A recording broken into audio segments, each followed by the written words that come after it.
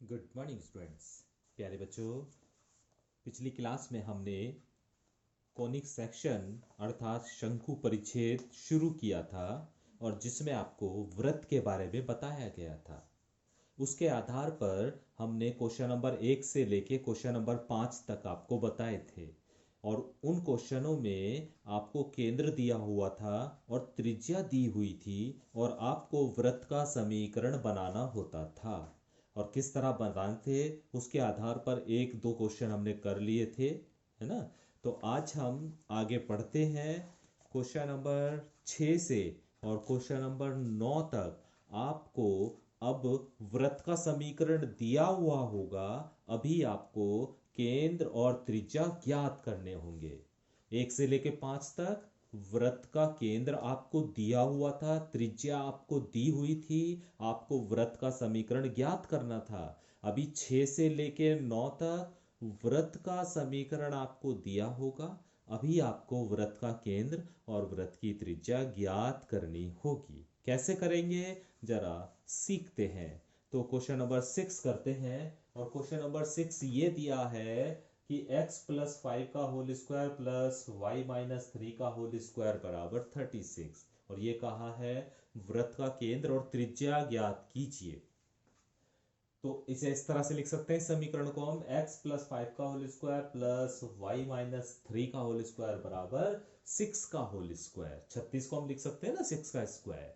ठीक है। अभी प्यारे बच्चों इस समीकरण की तुलना हम वृत्त का जो समीकरण होता है x माइनस एच का whole square plus y minus k का होल स्क्वायर बराबर आर स्क्वायर से इसकी तुलना कर लीजिए। ये जो समीकरण है इसकी तुलना इस वृत्त के समीकरण से कर लीजिए। तो आप देख रहे होंगे कि h की वैल्यू -5, k की वैल्यू 3 है और r की वैल्यू 6 है। तो इस तरह प्यारे बच्चों आपको h का मान भी, k का मान और r का मान मिल जाएगा। और हम जानते हैं कि वृत्त का जो केंद्र होता है वो h और k से डिनोट करते हैं। पिछली कक्षा में हमने पढ़ा था कि वृत्त का जो केंद्र है वो h और k के द्वारा उसे प्रदर्शित किया जाता है। तो वृत्त का जो केंद्र है वो h और k है। h की वैल्यू -5 है और k की वैल्यू 3 है, तो केंद्र हो गया आपका -5 और 3। और प्यारे बच्चों r को ही तो आप त्रिज्या बोलते हो, तो वृत्त की त्रिज्या आ गई 6। तो इस तरह हमें ये वृत्त का समीकरण दिया हुआ है, उसकी सहायता से हमने वृत्त का केंद्र ज्ञात कर लिया और वृत्त की त्रिज्या ज्ञात कर ली। क्वेश्चन नंबर 7 देखिए प्यारे बच्चों। और क्वेश्चन नंबर 7 ये दिया गया है कि वृत्त का समीकरण आपको दिया गया है x square plus y square minus 4x minus 8y minus 45 बराबर 0। और हमें वही ज्ञात करना है, वृत्त का केंद्र और वृत्त की त्रिज्या ज्ञात करनी है। ठीक है। तो सबसे पहले इस समीकरण को प्यारे बच्चों उसी रूप में बनाएंगे, x माइनस एच का whole square plus y minus k का whole square equal to r square. उसी रूप में इस समीकरण को हम बनाएंगे। ठीक है। तो क्या करेंगे प्यारे बच्चों, देखो एक्स स्क्वायर और ये माइनस का 4x को एक साथ ले लो, x वाले पदों को एक साथ ले लो और y वाले पदों को एक साथ ले लो और ये जो 45 माइनस में था उसे पूछा दिया हमने उधर। ठीक है। अभी इसे हमें पूर्ण वर्ग बनाना है, इसे हमें पूर्ण वर्ग बनाना है। और पूर्ण वर्ग बनाने के लिए आप जानते होंगे क्या करते हैं कि जो x का गुणांक होता है, जो x का गुणांक होता है उसका आधा करते हैं, जो x का गुणांक होता है उसका आधा करते हैं। तो यहां पर जब हम 4 का आधा करेंगे तो 2 बचेगा और उसका स्क्वायर करते हैं। x का जो गुणांक है उसका आधा करते हैं और उसका स्क्वायर करते हैं। तो 4 का पहले आधा करेंगे तो 2 होगा और फिर 2 का स्क्वायर करेंगे तो उतना जोड़ना और उतना घटाना पड़ेगा, तब ये पूर्ण वर्ग बन जाएगा, यानी किसी ना किसी का होल स्क्वायर बन जाएगा ये। तो देखो एक्स स्क्वायर माइनस 4x में क्या जोड़ दिया हमने, 2 का स्क्वायर जोड़ दिया और 2 का स्क्वायर ही घटा दिया। बैलेंस खराब नहीं होना चाहिए सवाल का, ये नहीं कि बस आपने जोड़ दिया तो बैलेंस खराब हो जाएगा। यहाँ तो है एक्स स्क्वायर माइनस 4x और यहाँ पे कुछ और आ रहा है, तो इसलिए हमें घटाना भी पड़ेगा, जितना जोड़ना है उतना हमें घटाना भी होगा। ठीक है। बिल्कुल इसी तरह प्यारे बच्चों यहाँ पर भी y का जो गुणांक है आप देख रहे हो 8 है, 8 का आधा करोगे तो 4 आएगा और 4 का वर्ग करोगे, वो जोड़ना और वो घटाना पड़ेगा इसमें। तो हमने लिख दिया Y square minus 8y, 4 square जोड़ा और माइनस 4 स्क्वायर घटाया और बराबर 45 चल ही रहा है आपका। मुझे उम्मीद है कि ये पूर्ण वर्ग बनाना आपको आता होगा। ठीक है, अभी देखिए प्यारे बच्चों, ये सिर्फ प्लस वाले पदों को रहने दो, यहाँ पर एक्स स्क्वायर प्लस 2 का स्क्वायर माइनस 4x, है ना, ये प्लस वाले पदों को रहने दो। ये देखा, एक्स स्क्वायर प्लस 2 स्क्वायर और माइनस 4x को ही रहने दिया, और ये जो माइनस का 2 स्क्वायर है ना, उसे उठाकर हम दूसरी तरफ ले जाएंगे। तो 2 का स्क्वायर का मतलब 4 ही तो होता है, तो जब दूसरी तरफ ले जाएंगे तो कितना हो जाएगा, वो प्लस के 4 हो जाएगा।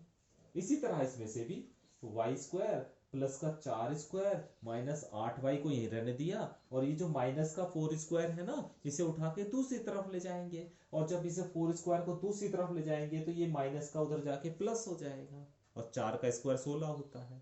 ठीक है, अभी देखो ये पूर्ण वर्ग बन गए हैं प्यारे बच्चों, ये होल स्क्वायर बन गए हैं। ये किसका होल स्क्वायर बना हुआ है, x माइनस 2 का होल स्क्वायर प्लस ये y माइनस 4 का होल स्क्वायर, और बराबर इन्हें जब ऐड करोगे तो ये आ जाएगा आपका 65। ठीक है, तो ये कैलकुलेशन मुझे लगता है आपको अच्छे से समझ में आ गई होगी। ठीक है, अभी देखिए x माइनस 2 का whole square plus y minus 4 का स्क्वायर, 65 को स्क्वायर के रूप में लिखना है, 65 को स्क्वायर के रूप में लिखना है, तो इसके ऊपर अंडर रूट लगा दो और उसका स्क्वायर कर दो, क्योंकि हम जानते हैं कि स्क्वायर से ये अंडर रूट हट जाता है, इसलिए इसका अंडर रूट लगा और उसका स्क्वायर कर दो, तो वो 65 ही रहेगा, है ना। लेकिन लिख ऐसे सकते हैं इसे। तो अब इसकी तुलना प्यारे बच्चों, वृत्त का जो समीकरण होता है x माइनस एच का whole square plus y minus k का होल स्क्वायर बराबर आर स्क्वायर से इसकी तुलना कर दो इस वाले समीकरण की। ठीक है, और जब तुलना करोगे तो देख रहे हो h बराबर क्या दिख रहा है आपको 2, y बराबर कितना दिख रहा है 4, और r बराबर कितना दिख रहा है अंडर रूट 65। h बराबर 2, k बराबर 4 और r बराबर अंडर रूट 65। ठीक है, और वृत्त का केंद्र हम जानते हैं h और k होता है। वृत्त का केंद्र क्या होता है, एच के, एच की जगह 2 और के की जगह 4, तो वृत्त का केंद्र आ गया 2 4। इसी तरह वृत्त की त्रिज्या r होती है, और r बराबर कितनी आ गई अंडर रूट 65। तो इस तरह प्यारे बच्चों हमने वृत्त का केंद्र निकाल दिया और वृत्त की त्रिज्या ज्ञात कर दी। क्वेश्चन नंबर 9 देखिए प्यारे बच्चों, क्वेश्चन नंबर 8 मैंने इसलिए नहीं करा क्योंकि क्वेश्चन नंबर बिल्कुल 7th की तरह है। क्वेश्चन नंबर 8 बिल्कुल क्वेश्चन नंबर 7th की तरह है, तो उसे आप खुद करेंगे। क्वेश्चन नंबर 9 में देखिए क्या दिया हुआ है। क्वेश्चन नंबर 9 में ये दिया गया है, हमें वृत्त का एक समीकरण दिया गया है 2x square plus 2y square minus x बराबर 0। और जब इस तरह की कंडीशन हो तो प्यारे बच्चों इन गुणांकों को हम 1 बनाते हैं। तो हमने सबसे पहले क्या करा, इस पूरी समीकरण में हमने 2 कॉमन ले लिया, या यूं कह सकते हो पूरी समीकरण को 2 से भाग कर दिया, ऐसे भी कह सकते हो, या 2 कॉमन ले लिया, ये भी कह सकते हो। तो मैंने 2 कॉमन ले लिया है, और जब 2 कॉमन लिया तो क्या बचा, x square plus y square minus x बटे 2 और बराबर 0। ठीक है, इस 2 को उठाकर यहां ले आए तो ये तो 0 हो गया, तो अभी बचा हम पे x square plus y square minus 1/2x और बराबर 0। ठीक है, फिर उसी तरह करेंगे, x वाले पदों को एक साथ रख लेंगे, तो एक्स स्क्वायर माइनस 1/2x और प्लस वाई स्क्वायर बराबर 0। ठीक है, मुझे उम्मीद है यहाँ तक आपको समझ में आ गया होगा।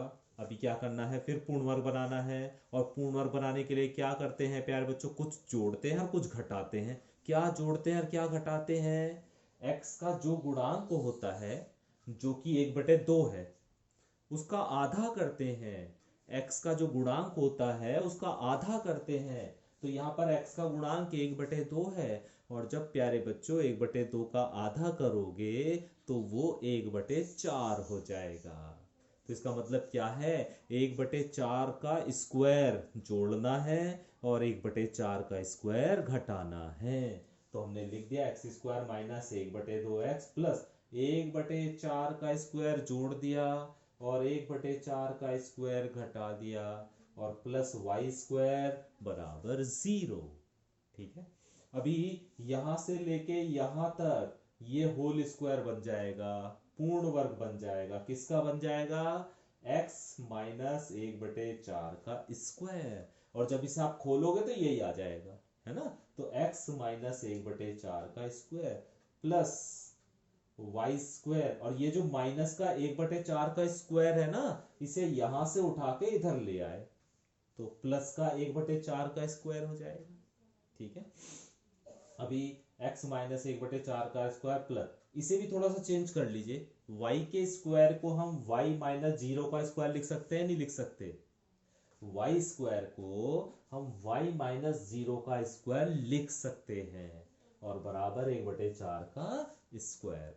अभी इसकी तुलना कर लीजिए व्रत के समीकरण से, x माइनस एच का whole square plus y minus k का होल स्क्वायर बराबर आर स्क्वायर से इसकी तुलना कर लीजिए। और जब आप तुलना करेंगे तो प्यारे बच्चों h बराबर तो 1/4 मिलेगा आपको, और k का मान आपको 0 मिलेगा, और r का मान आपको 1/4 मिलेगा। तो इसका मतलब क्या हुआ कि वृत्त का केंद्र जो होता है h और k, तो 1/4 और 0 हो जाएगा, और वृत्त की जो त्रिज्या हो जाएगी वो 1/4 हो जाएगी। तो मुझे उम्मीद है कि ये दूसरे पार्ट के जो क्वेश्चन थे 6 से लेके 9 तक, वो भी आपको समझ में आ गए होंगे।